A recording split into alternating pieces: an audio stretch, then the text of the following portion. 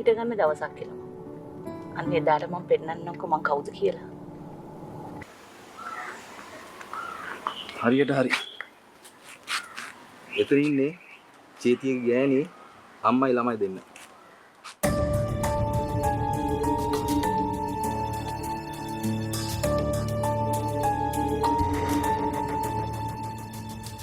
ඒකේදර මේ දවස්වල චේතිගේ ළමයි දෙන්නම නැහැ.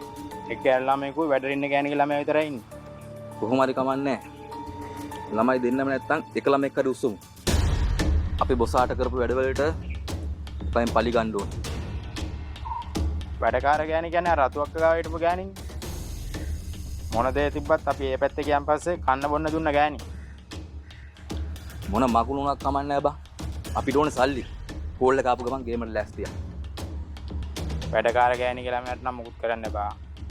ඔය ගෑණි කීප සැරේම ඇවිල්ලා තියෙනවා මට අප දෙන්න. මේ බල්ටි වෙනයි පුතා විසිල් වෙනයි. එකෙන් වැඩක් නැහැ. කොහොම හරි ළමයා උස්සන්න ඕන.